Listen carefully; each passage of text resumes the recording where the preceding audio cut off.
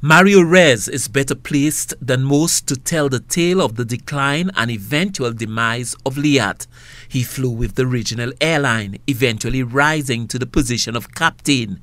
But his other roles brought him even deeper into the bowels of the bird. He served as a director of the company. According to Reyes, many of the decisions taken by the management of Liat were not commercially sound, but driven instead by the interests of major shareholder nations. If Liat was ever run as a commercial business, it would be very successful. But unfortunately, it wasn't. It was run by politicians interfering with the commercial activities of the airline. And as a consequence, the airline paid the price. Reyes says Liat gave up profitable routes to smaller competitors and time and again made decisions that commercially operated airlines would not have made. He says the management of Liat failed to assert itself against the pressures of the politicians of major shareholder governments. This, to a large extent, he suggests, sealed Liat's fate. Let no one fool you. The management has a significant role to play in Liat's misfortune. Significant. Maybe because they were not strong enough to run Liat like a business and they pandered to political interference, possibly. Actually, why am I saying possibly? Of course they did, right?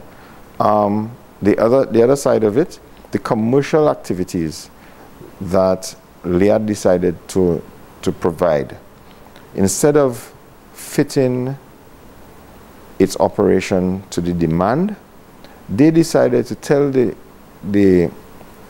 traveling public that this is what I provide and you have no choice.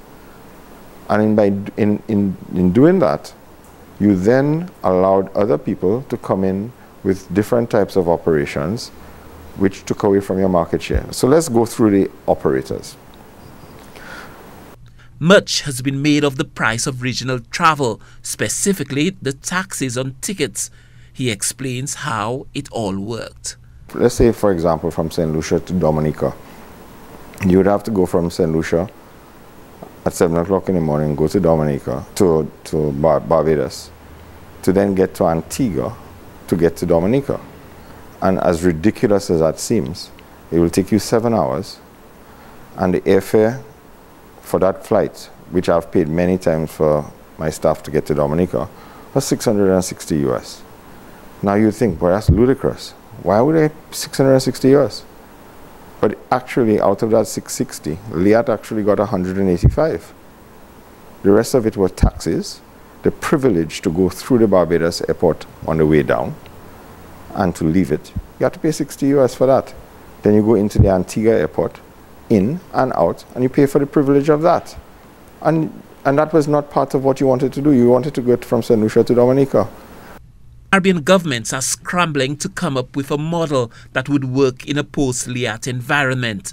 There's word of a few airlines seeking to pick up the slack, but the profitable routes would attract their interest, leaving travelers on less profitable routes in the lurch. With the departure of Liat, one can expect much turbulence in the regional aviation sector before anything approaching smooth sailing can be secured. Stanley Lucian for the HTS News Force.